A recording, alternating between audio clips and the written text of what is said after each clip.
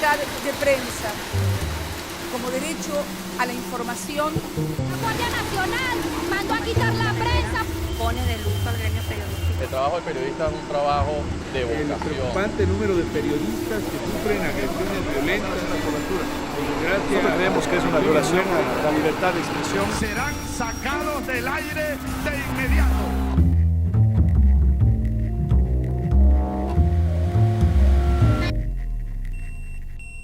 A todos nos afecta cuando escuchamos historias de periodistas muertos en Egipto o en Siria. Lo que pocos saben es que en América Latina está pasando algo similar. Hoy tengo el placer de acompañarlos desde el Newseum, el Museo de las Noticias en Washington, D.C., una institución que compila la historia del periodismo. Detrás de mí están los rostros de todos los periodistas que han muerto en el mundo. 45 de ellos murieron en América Latina y el Caribe tan solo en el año 2012. Esas caras son testimonio de lo difícil, arriesgado y desafiante que es ejercer nuestra labor, especialmente en América Latina. Desde Ecuador, Venezuela y Argentina, donde los gobiernos han ido comprando medios críticos y promoviendo leyes controversiales, hasta Brasil o México, donde la violencia del crimen organizado pone en peligro las vidas de nuestros reporteros. Hoy, Documentales Univisión les presenta las historias de esos periodistas que se juegan la vida para mantenerlo a usted informado.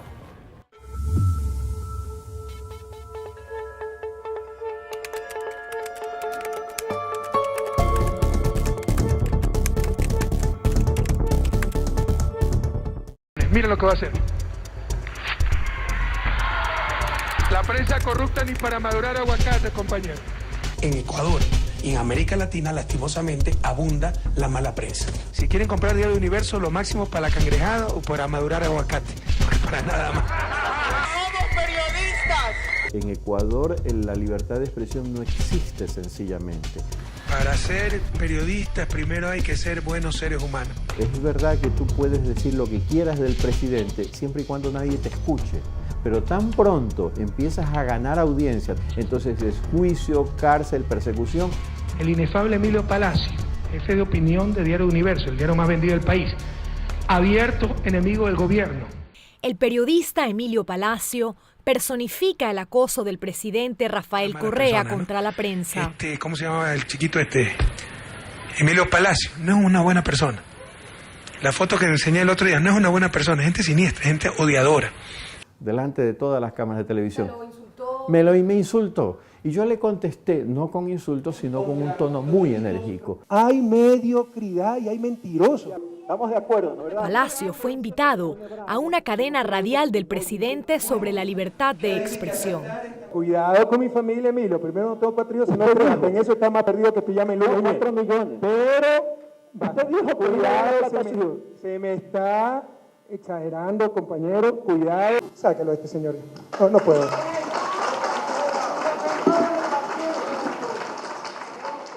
No le gustó y me hizo sacar del Palacio de Gobierno.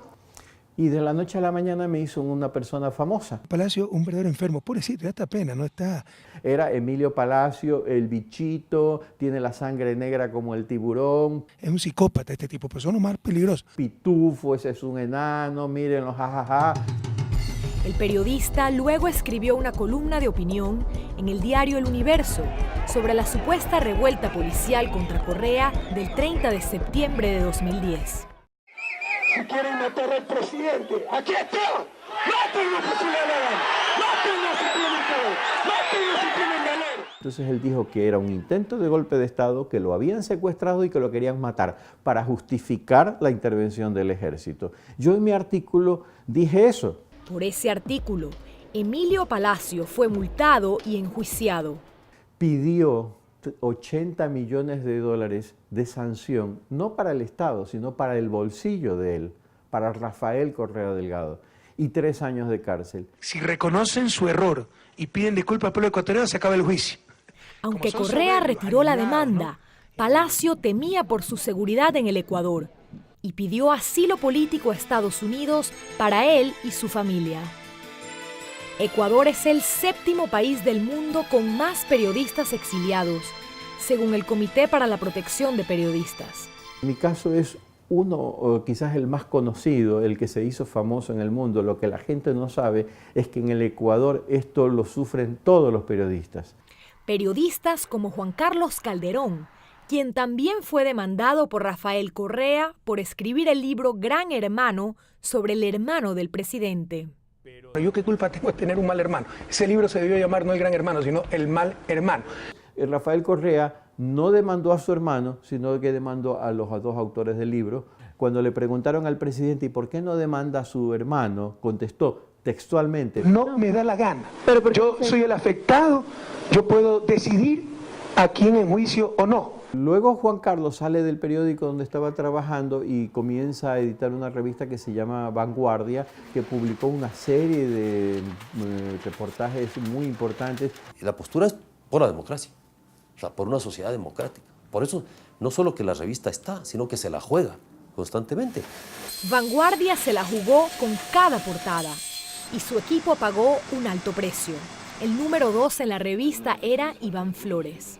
Hay gente que te reconoce en la calle, que te insulta, que te empuja. Eso ocurrió después de que el presidente tuviera la gentileza de citarme y exponer mi imagen en una de sus cadenas sabatinas. Iván Flores, ese que masacra dignidades, trata de destruir familias por su odio. Este es el que nos quiere dar cátedra de moral y buena costumbre. Sinvergüenza, cínicos. Sigamos.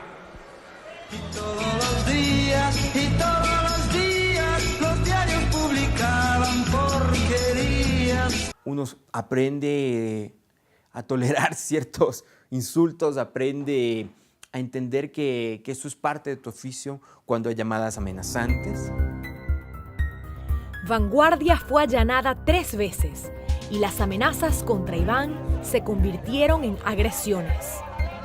A mí me patearon, me amordazaron, trataron de dañar mi vehículo para provocarme un accidente. Un vehículo en el cual yo me movilizo con mi hija de 4 años. Si en Ecuador ya existía un tenso clima para la prensa crítica, la nueva ley de comunicación, aprobada en junio de 2013, fue la estocada final.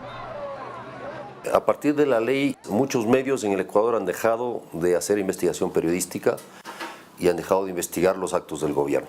Que aquella persona que pretenda menoscabar el derecho a la libertad de expresión sea sujeto a un proceso penal. La ley instaura el concepto de linchamiento mediático, que fácilmente puede ser utilizado contra cualquier investigación periodística.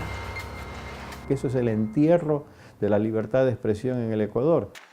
Y para Vanguardia significó un fin inesperado. Fue una sorpresa para todo el equipo de redacción, incluido yo. El cierre de Vanguardia estuvo rodeado de contradicciones, como no haber publicado la última edición de la revista que un grupo de empleados filtró por internet. Ya la historia dirá cuáles fueron las verdaderas intenciones del mayor accionista de Vanguardia de cerrarla. Con la desaparición de Vanguardia, los ecuatorianos perdieron la única revista de investigación del país. Los periodistas que siguen el Ecuador son héroes, que están haciendo todos los días una batalla tratando de ver qué es lo que se puede decir.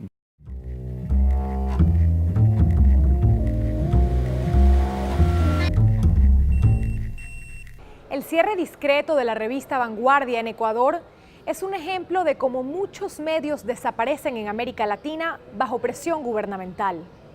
Similar es el caso de Globovisión en Venezuela, cuyo cierre ocurrió un día después de las elecciones en ese país. Pero como veremos, las amenazas en contra de Globovisión comenzaron en los tiempos de Hugo Chávez Frías.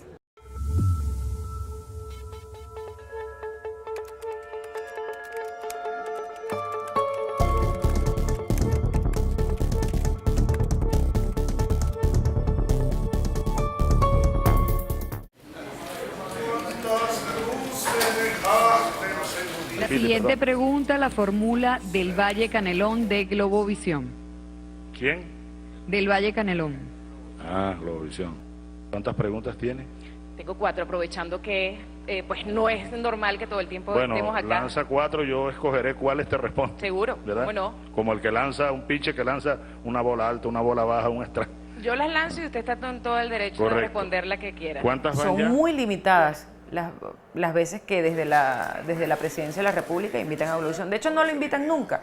En ese caso particular, que era abierta a los medios, a todos los medios, tanto nacionales como internacionales, porque estábamos en campaña. Si no, no nos hubiesen invitado.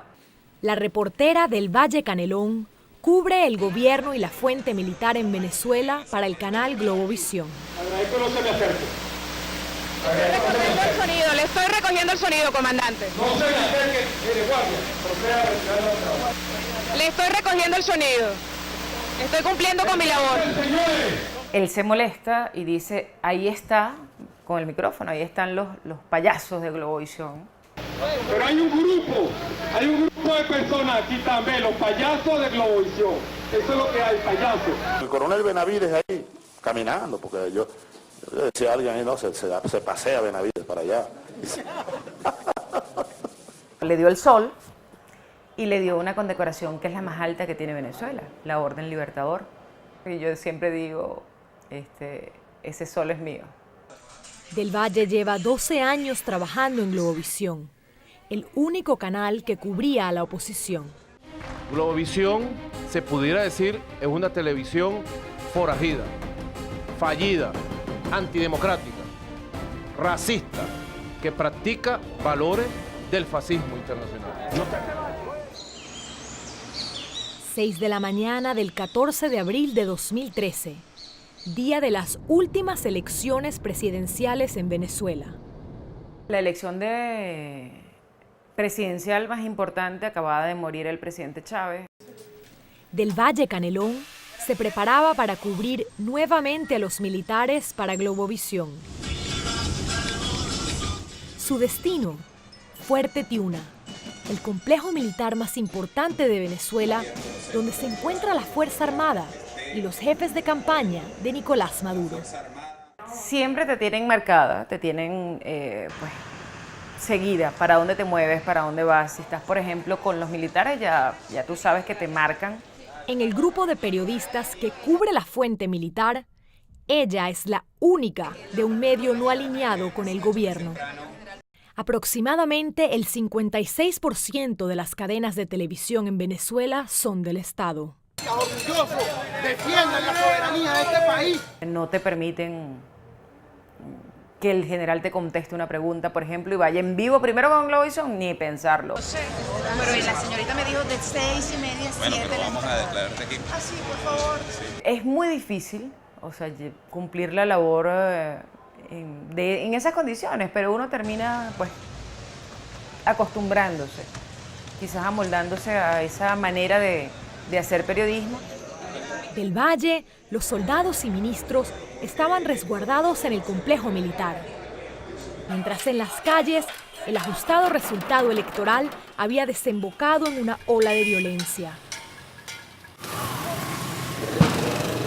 Podremos avanzar en El candidato chavista, Nicolás Maduro, ganó las elecciones por 1% de los votos.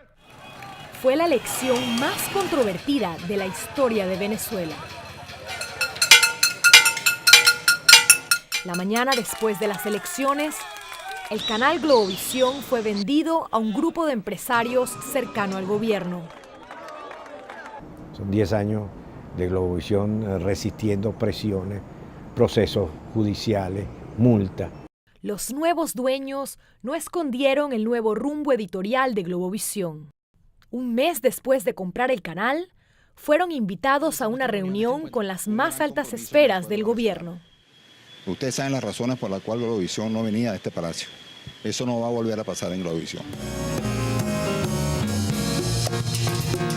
Ciudadanos de la República Bolivariana de Venezuela, son las 6:16 Capicúa. Leopoldo Castillo era el presentador estrella de Globovisión.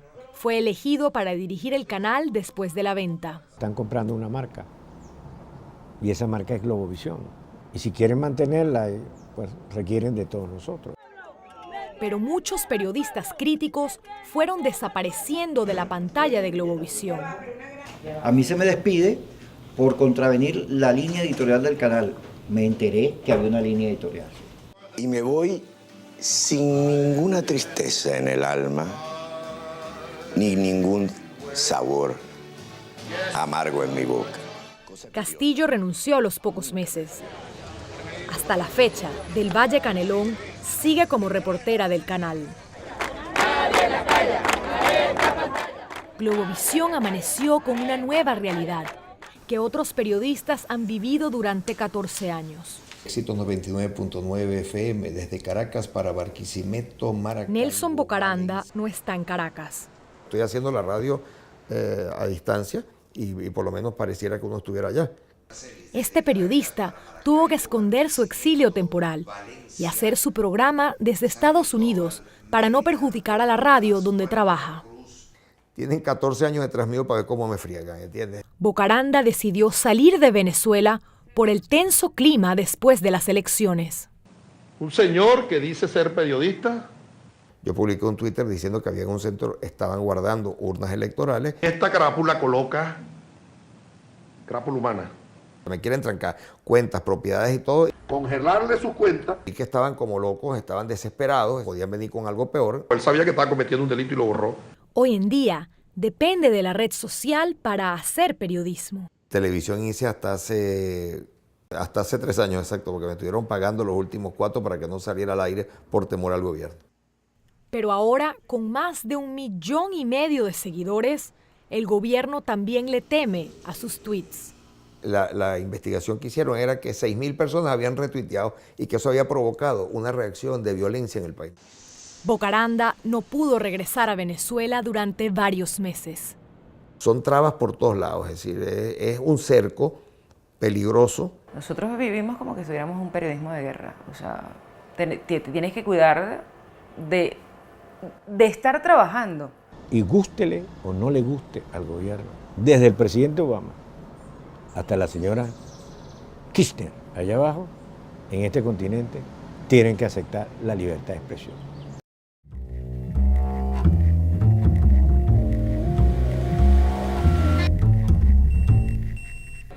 La fórmula venezolana de asfixiar a los periodistas críticos ha sido copiada con sus matices por algunos gobernantes de la región. En particular, por la presidenta Cristina Fernández de Kirchner, cuyo enfrentamiento con los medios privados en la Argentina se ha exacerbado en los últimos años.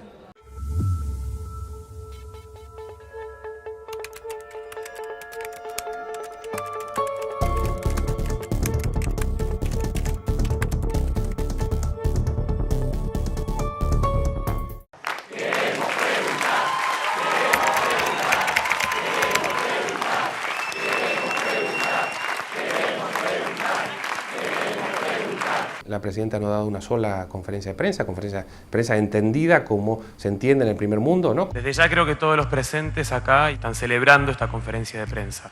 Y si se va a repetir, obviamente, si será una rutina, no sé si diaria, pero semanal quizás, la de poder dialogar con usted. Es too much.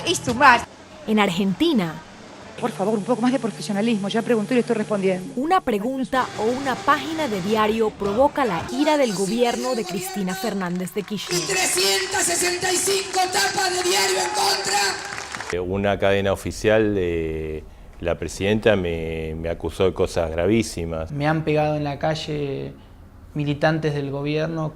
Siempre te van a llamar para presionarte, porque el poder existe y porque el poder presiona y porque muchas veces nosotros les jodemos los negocios a los tipos. Estos 3 periodistas tienen algo en común. Trabajaban o trabajan para el Grupo Clarín. Marcelo Bonelli es presentador de Canal 13 y una de las caras de Clarín. Esto es así y eso fue lo que pasó. Clarín es un medio que no está sujeto a la pauta oficial, no está sujeto a los dictados del gobierno, entonces por eso el gobierno quiere limitarlo, cercenarlo o censurarlo. Una de las historias que le intentaron censurar lo convirtió en un blanco de la presidenta Cristina Fernández. Bonelli, lo quiero nombrar con nombre y apellido, nunca lo acostumbro a hacer, pero lo tengo que hacer. Y en ese ataque fue furibundo contra mí, una cadena nacional, 1 hora dedicada a mi persona. Un familiar suyo, su mujer. Se vulneraron todas límites que no hay que vulnerarse, que tienen que ver con mi vida privada. Recibían por año 240.000 pesos en concepto de servicios que no sabemos si son periodísticos, seguramente de algún servicio deben haber prestado. Mi esposa sí había trabajado en YPF hace muchos años. Debería tener por lo menos la dignidad de no escribir o por lo menos manifestar que está enojado que porque no renovaron el contrato hacen este tipo de notas. Porque escribí un artículo en el cual detallé un intento de renuncia del presidente de YPF. No es la primera vez que la presidenta utiliza un espacio público de todos, como es la cadena nacional, para escrachar a la gente. Principalmente a gente que no está de acuerdo con ella o que no piensa como ella. Lo hizo con políticos, con ciudadanos comunes, los empresarios inmobiliarios y con su blanco preferido, que son los periodistas. Sobre todo los periodistas de Clarín, como Juan Cruz Sanz, quien trabajaba en el diario. Estas pancartas con su nombre, llamándolo burro y esclavo de Clarín, están firmadas por el partido de los Kirchner, Frente para la Victoria santacruceña. Un partido político se adjudica el insulto a un periodista porque escribe cosas que al gobierno no le convienen. Y lo hacen en los lugares donde te duelen. Lo pusieron en Santa Cruz, lo pusieron en Río Gallegos, lo pusieron en mi ciudad, repartieron 20 pasacalles en los lugares más concurridos, que es donde realmente la gente me conoce, la gente donde está mi familia, mi papá, mi viejo, mi abuela, mis amigos de la infancia. Ahí fueron a atacarme. Se te la mando por mail ella. Las dificultades por haber trabajado en Clarín han generado peores consecuencias para la carrera de Juan Cruz. Es la primera vez que yo hablo abiertamente de lo que fue eso. El incidente ocurrió cuando fue contratado por el canal C5N. 3 días antes del primer programa me comunican que el jefe de gabinete de ministros de la Nación se habían comunicado con el presidente del canal para decirle que yo no podía estar en el canal. En esa discusión en la cual ellos me notifican esto, me pedía 15 días para negociar con ella mi participación en el canal. Ella es la presidenta de la Nación.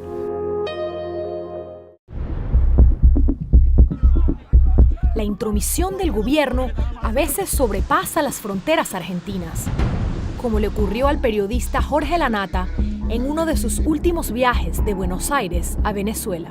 Dígame si esto es un trámite normal de migraciones o si es una averiguación de antecedentes.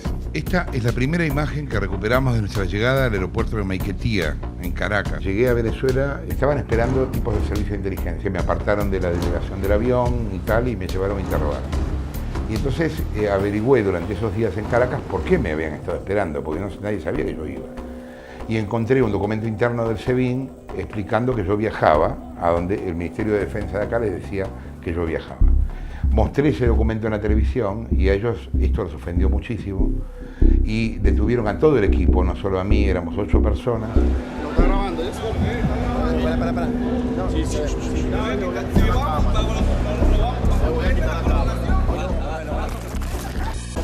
Ahí estamos todos los integrantes del programa, interceptados por varios agentes del SEBIN. Mira, estamos ya adentro del hall del aeropuerto. Esto que ves son las últimas imágenes que pudimos grabar y nos sacaron todos los equipos electrónicos. Nos borraron los teléfonos y nos borraron las computadoras.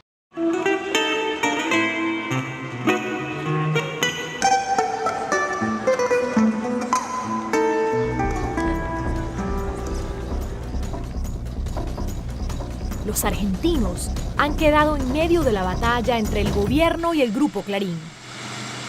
Nos sentimos realmente agobiados por una campaña de estigmatización y de ataques que ya lleva más de 5 años, que nos ha elegido y nos ha puesto en un lugar en el que nosotros no queremos estar. Era común escuchar que con 4 tapas de un determinado diario se tumbaban los gobiernos. Proyecto Nacional Impopular. El gobierno aprobó una ley que perjudica a Clarín. Está justamente esta ley de medios que ha sido sancionada prácticamente con nombre y apellido.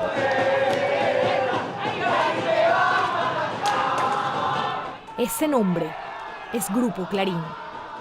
Yo me he peleado con Clarín toda mi vida y ahora estoy trabajando ahí. Lo que pasa es que si vos pensás, hoy hay en Buenos Aires 5 canales de televisión, de los cuales 4 son del gobierno. Hoy más del 80% de los medios audiovisuales de Argentina dependen directa o indirectamente del Estado. Pero esto no siempre fue así. Y Clarín, de hecho, durante toda la gestión de Néstor Kirchner, estuvo cerca del gobierno, al punto que el monopolio que hoy el gobierno quiere desarmar fue armado por el propio gobierno, aunque suene loco. Para adecuarse a la ley, Clarín ya presentó una propuesta para dividir al grupo en 6 partes, mientras acude a tribunales internacionales en contra de la norma. Pero la pelea está lejos de acabarse, sobre todo para estos periodistas. Esta cosa de querer reaccionar frente a la injusticia, de querer contarlo, de querer decirle a la gente lo que está pasando, eso nunca se apaga. Estamos inmersos en una generación de periodistas en la cual hemos tenido quizás el ataque más duro a la profesión después de la dictadura militar. Creo que esto va a seguir, sería engañarse de que no va a continuar y quizá van a seguir peor, porque el gobierno cuando le salen mal las cosas no es que retrocede, redobla la apuesta. La buena agradecida. Aún más, yo también redoblo la apuesta. Cuando me agreden quiero trabajar más y mejor.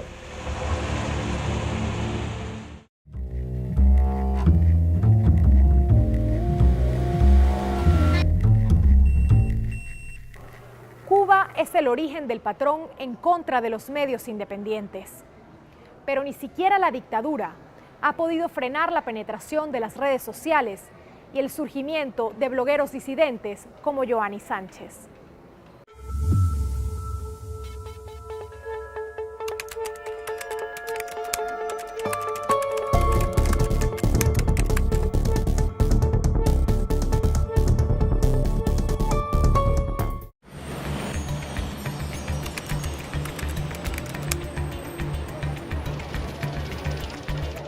Después de que su permiso de viaje fue negado 20 veces, la periodista cubana Yoani Sánchez logró salir para una gira donde tenía el micrófono abierto por primera vez en una década. ¿Cómo fue que un gobierno, un partido, un hombre en el poder se atribuyeron el derecho de decidir quién debía llevar nuestra nacionalidad y quién no?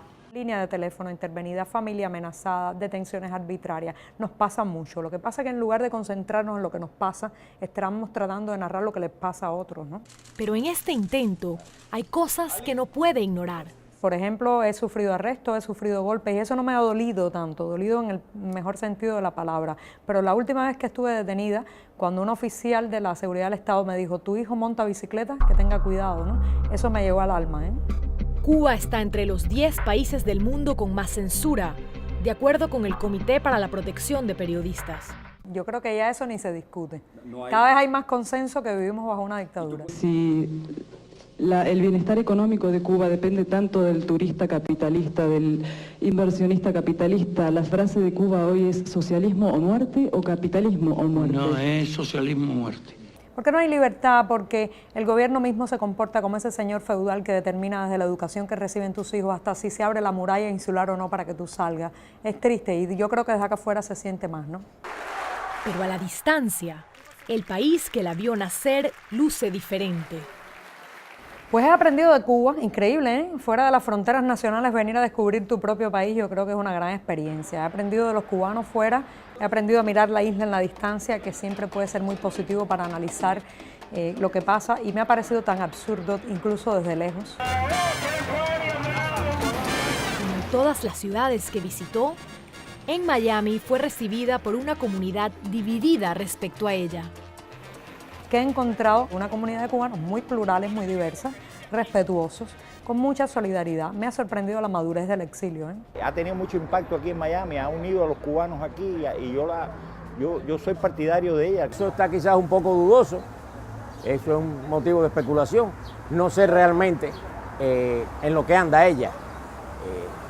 Ella se le permiten ciertas y determinadas cosas que, por ejemplo, a mí no se me iban a permitir. Entre detractores y simpatizantes, tiene hoy más de 500.000 seguidores en Twitter. Yo no estoy hablando solamente por mí, sino por muchas otras personas que tienen blog, tienen cuenta en Twitter, Claro que le temo a las represalias, pero ¿qué voy a hacer? Me voy a callar lo que pienso, me voy a parar, no me van a perdonar lo que he hecho. O sea que pienso que la mejor manera de protegerme es seguir hablando. Ya de regreso en Cuba, donde no puede hablar tan libremente, se fortalece con cada nuevo seguidor y cada mensaje por el Twitter. La demostración de que no está sola. Somos muchos. Y yo lo que estoy tratando de hacer es que esos que la cantidad de que somos se atrevan a dar el paso entre el silencio y la opinión.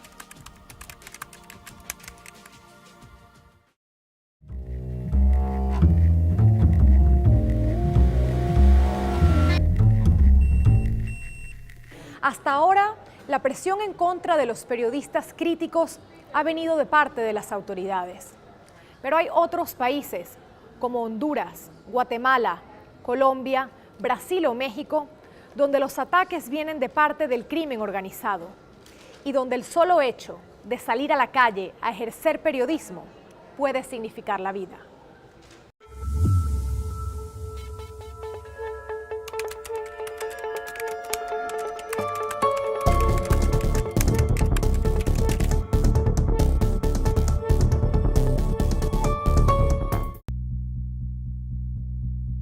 Me agarraron y me golpearon hasta casi la muerte. Me golpearon e intentaron me estrangular con una cadena y bueno, me soltaron para morir. Maurí Conin no está acostumbrado a ser el protagonista de las historias, sino a contarlas. Pero esta agresión que él sufrió dio la vuelta al mundo. En principio de diciembre de 2000 empecé a trabajar una reportaje, una cobertura de reclutamiento de niños brasileños, argentinos y paraguayos para el servicio militar obligatorio en Paraguay. Cuando yo fui por la sexta vez al Paraguay para encontrar más pruebas que ya tenía, la policía paraguaya me hizo una trampa. Pese a que los golpes le causaron más de 100 hematomas, este periodista brasileño señala lo positivo de la atención que el incidente recibió. Fue una experiencia drástica, pero después el reflejo de este reportaje fue muy bueno porque hubo unos cambios en el sistema de reclutamiento de niños en Paraguay. Esto me dejó muy satisfecho por el resultado de esta nota, de este reportaje. Entonces, Maurí Conin trabajaba entonces en una zona que, como explica, es muy conflictiva. La triple frontera de Brasil con Paraguay y Argentina es la franja fronteriza más poblada de Brasil. No hay otra área de frontera de Brasil que tiene tanta gente y tantos problemas juntos. Nosotros tenemos en este punto de la frontera el tráfico de armas, el tráfico de drogas, tráfico de personas, el contrabando, incluso es una zona sospechosa de abrigar terroristas. Cuando conseguí salir con vida, la primera cosa que me ocurrió en la cabeza es, ¿vale la pena seguir con el periodismo? ¿O tengo que cambiar de profesión?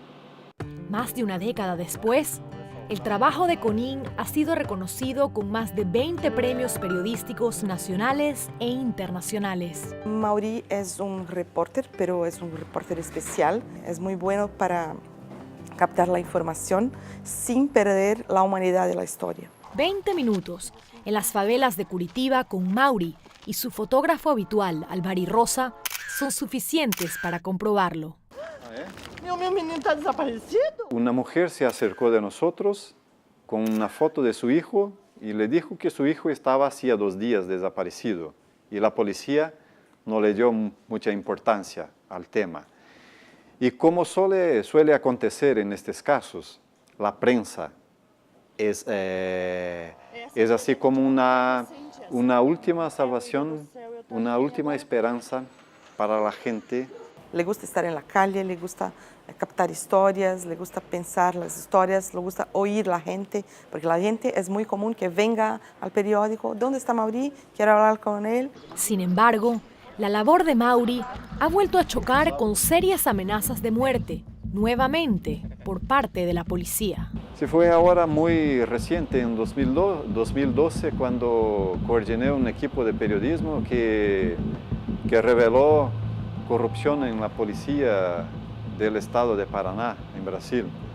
Então essa foto era a casa caindo, podre, cheia de mato, era a sede de uma delegacia de um município do litoral aqui do nosso estado. Que aquela sede tinha recebido mais de 150 mil reais do governo. Eu fui o único fotógrafo que trabalhou nessa reportagem, até por questão de segurança e questão da equipe que a gente estava trabalhando. A gente trabalhou num esquema de total sigilo, assim, mesmo dentro do jornal, pouquíssimas pessoas sabiam exatamente o que a gente estava fazendo. Captaram muitas histórias tratando de mostrar que os coches, por exemplo, os coches que deveriam ser usados por la policía para investigaciones eran usados personalmente por los delegados de las policías. Mauri y su equipo publicaron en varios artículos los resultados de sus investigaciones, lo que llevó al gobernador a iniciar una investigación interna. Tras estas denuncias empezaron una serie de amenazas. Entonces me quedé 5 días cambiando de hotel, de un hotel a otro, con mi mujer y mi hijo chico de 3 años. Porque la gente de la policía te quiere matar, te quiere metrajar tu casa. Las consecuencias personales fueron muy graves, aunque estas amenazas no se cumplieron. Yo comprendo que en alguna medida esto sonaba como algo imposible, que no iban a hacerlo. Pero ¿cómo decir a tu mujer que no conoce nada de periodismo? Es imposible, tanto que mi mujer hoy se cambió para otro estado, entonces después de este todo cambió. Y una vez más me pregunté si este es el costo personal para mí para continuar haciendo periodismo. En lo profesional, los textos de Mauri desaparecieron del diario. Ha tirado un retiro, unas vacaciones, porque fue necesario. Pero ya ha vuelto a las calles. Me quedé un tiempo haciendo otros trabajos que no sea de investigación, pero está en mi sangre. Mi indignación es mayor que mi miedo.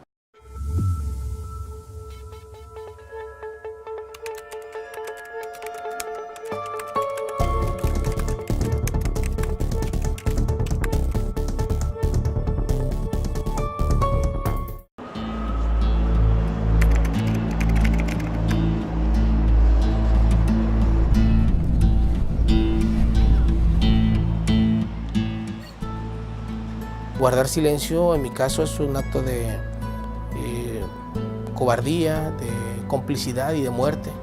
Y yo ni soy cómplice, ni soy cobarde, no me considero valiente, pero tampoco estoy muerto. Armados con cámaras de video, con la caída del sol, los periodistas que cubren al narco salen a trabajar. Yo creo que aunque no pueda contar todo lo que está pasando, si cuento un 30%, un 20%, siento que hago mi trabajo, que es lo que me toca hacer, el periodismo posible. Un periodismo que hurga donde las autoridades no se atreven a llegar. Esa es la labor que hace Javier Valdés, fundador del semanario Río 12 de Sinaloa. Las agresiones que Río 12 ha sufrido son 2. Una de ellas fue en septiembre del 2009, cuando lanzaron una granada a las instalaciones del periódico. De todos pensamos mal, tanto del gobierno como del narcotráfico. Javier trabaja en la cuna del narcotraficante más poderoso del planeta, el Chapo Guzmán. Río 12 lleva años denunciando los vínculos entre el narcotráfico y el gobernador del estado de Sinaloa.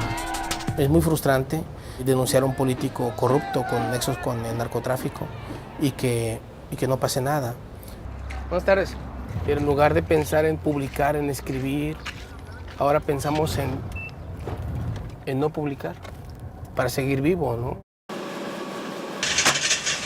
En el norte de México, en la zona fronteriza de Ciudad Juárez, el silencio también es un mal necesario.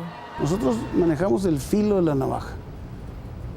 El filo de la navaja Si te caes de un lado, te corta. Si te caes del otro, te corta. Hay que saber patinar sobre él. Rafael Fitzmaurice es dueño del periódico Hoy en Ciudad Juárez y de Canal 5. Este es un negocio y esta es una vocación que tú conoces los riesgos. Cuando más muertos hubo, nosotros tuvimos que hacer una política, nunca presentar los charcos de sangre en la campaña, por respeto a las familias de esas personas. Tampoco es inmune a los riesgos que toman sus reporteros para conseguir la noticia, como el día que explotó un carro bomba en el centro de la ciudad. Uno de sus camarógrafos fue el único que grabó esta explosión. Tenía unas esquirlas en la pierna, traía un moretón en la cabeza, un susto que le quitaba el hipo y afortunadamente todo estaba bien. Pero ese no siempre es el caso. De acuerdo a la Comisión Investigadora de Atentados a Periodistas, México es el país de Latinoamérica con más periodistas asesinados. Armando murió por su trabajo periodístico, así es. Uno de los reporteros caídos fue el periodista Armando Rodríguez, conocido como El Choco. En enero de ese año, del 2008, enero-febrero, había recibido una amenaza. Blanca Martínez es la viuda del Choco, quien fue baleado en presencia de su hija mientras salía de su casa para llevarla a la escuela en noviembre de 2008. La autoridad judicial nunca me ha informado qué fue lo que pasó, si ellos concluyeron una investigación, si no la han concluido, qué han hecho. México es de los 12 países del mundo con mayor impunidad por periodistas asesinados. De acuerdo con el Comité para la Protección de Periodistas, el 88% de las muertes se mantiene sin resolver. Pedro Torres trabajaba con El Choco en el Diario de Juárez, donde ahora es subdirector. El riesgo es implícito siempre, o sea, cuando un reportero trae una información, nosotros la analizamos y decidimos si lo publicamos y créeme que es una gran batalla. Una batalla que no siempre se gana. Un día le toman fotos a unas personas que participan en un tiroteo o algo así. De pronto se atraviesan ahí dos camionetas con tipos armados, lo bajan, lo suben y se lo llevan y le dicen, si ustedes publican mañana esas fotografías que nos tomaron hoy, te vamos a matar a ti. Conscientes de ese peligro, hace un tiempo Torres y su periódico se negaron a publicar el contenido de los mensajes que los grupos del crimen organizado se envían para comunicarse. Ellos dicen que no quieren servirles de mensajeros. Colocan una manta y luego, por ejemplo, la publicamos en internet.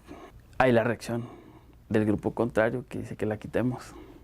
Y el otro grupo está presionando para que la dejemos y para que la publiquemos al siguiente día en el impreso. Cada noticia tiene su momento.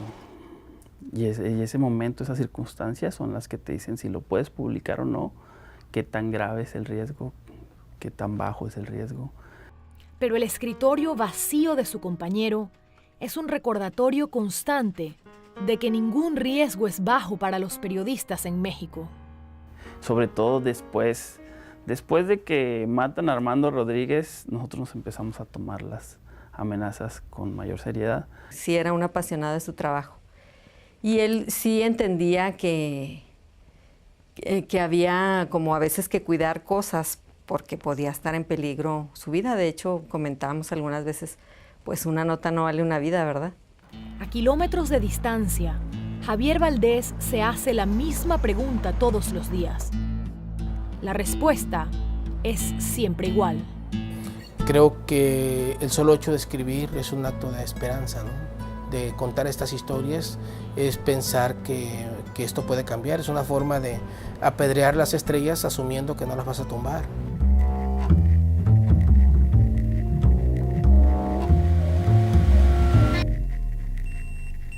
Las historias que acaban de ver, aunque particulares a sus países correspondientes, conforman un preocupante panorama sobre la democracia en la región. Ayúdenos a que este documental no quede en una hora de televisión, sino haga eco en todo el continente. Muchas gracias por acompañarnos.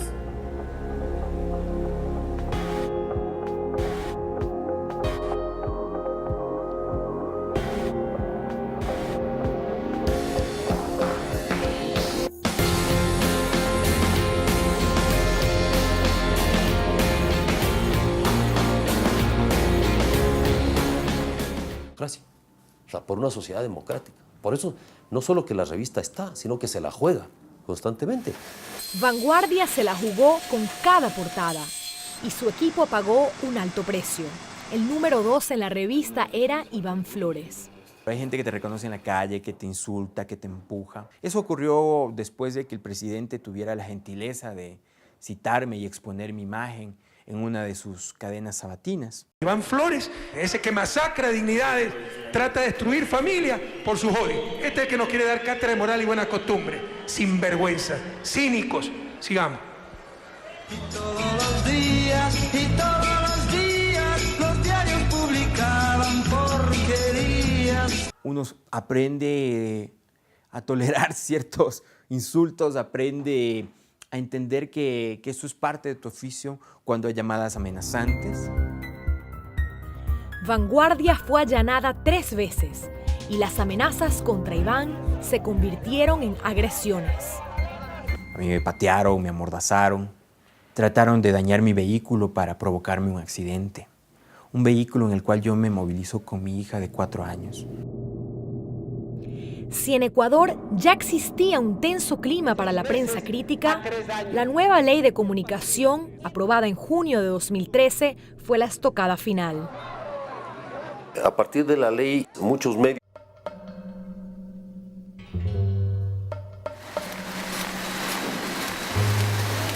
Como libertad de prensa, como derecho a la información. La Guardia Nacional mandó a quitar la prensa. Pone de luto al gremio periodístico. El trabajo de periodista es un trabajo de vocación. El preocupante número de periodistas que sufren agresiones violentas en la cobertura. Nosotros creemos que es una violación a la libertad de expresión. Serán sacados del aire de inmediato.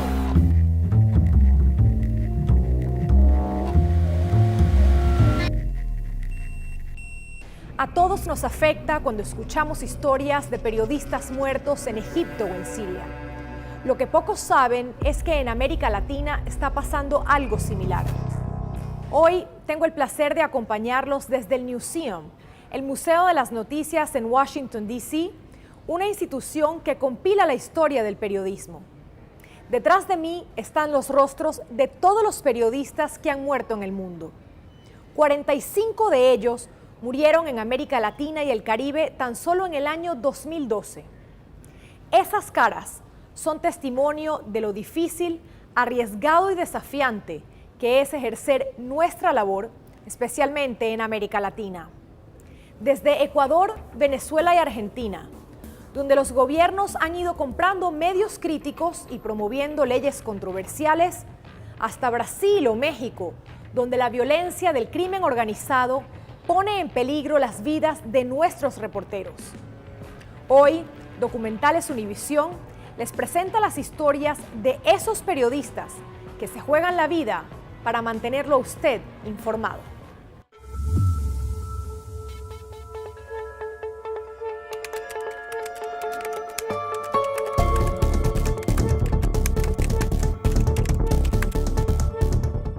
Mira lo que va a hacer. La prensa corrupta ni para madurar aguacate, compañero. En Ecuador y en América Latina, lastimosamente, abunda la mala prensa. Si quieren comprar Diario Universo, lo máximo para la cangrejada o para madurar aguacate. Para nada más. ¡Somos periodistas! En Ecuador la libertad de expresión no existe sencillamente. Para ser periodistas, primero hay que ser buenos seres humanos. Es verdad que tú puedes decir lo que quieras del presidente siempre y cuando nadie te escuche. Pero tan pronto empiezas a ganar audiencia, entonces es juicio, cárcel, persecución. El inefable Emilio Palacio, jefe de opinión de Diario Universo, el diario más vendido del país, abierto enemigo del gobierno. El periodista Emilio Palacio personifica el acoso del presidente Rafael Correa contra la prensa. ¿Cómo se llamaba el chiquito este? Emilio Palacio, no es una buena persona. La foto que enseñé el otro día, no es una buena persona. Dado y enjuiciado.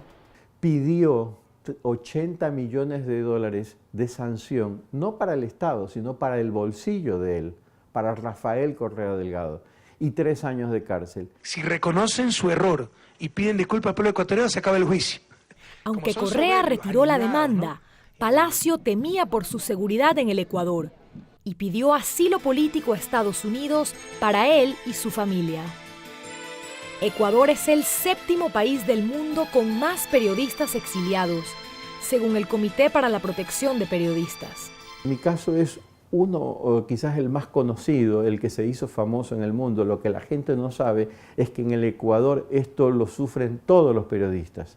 Periodistas como Juan Carlos Calderón, quien también fue demandado por Rafael Correa por escribir el libro Gran Hermano sobre el hermano del presidente.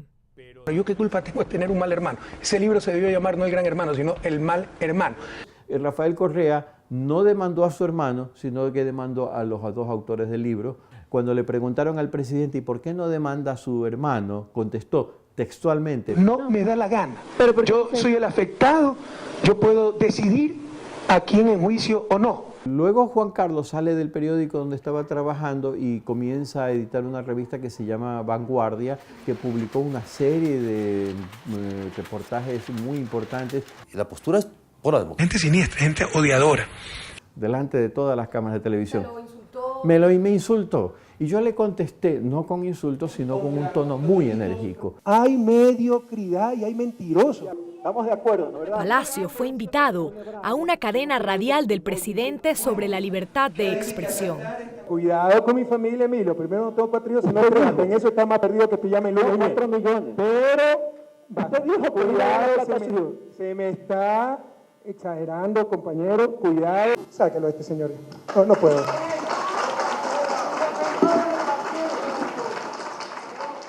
No le gustó y me hizo sacar del Palacio de Gobierno. Y de la noche a la mañana me hizo una persona famosa. Palacio, un verdadero enfermo. Pobrecito, ya está pena, no está. Era Emilio Palacio, el bichito, tiene la sangre negra como el tiburón. Es un psicópata este tipo, pero son los más peligrosos. Pitufo, ese es un enano, mírenlo, jajaja. El periodista luego escribió una columna de opinión en el diario El Universo sobre la supuesta revuelta policial contra Correa del 30 de septiembre de 2010. Si quieren matar al presidente, aquí está. ¡Mátenlo si le dan! ¡Mátenlo si tienen poder! ¡Mátenlo si tienen valor! Entonces él dijo que era un intento de golpe de Estado, que lo habían secuestrado y que lo querían matar para justificar la intervención del ejército. Yo en mi artículo dije eso. Por ese artículo, Emilio Palacio fue multado.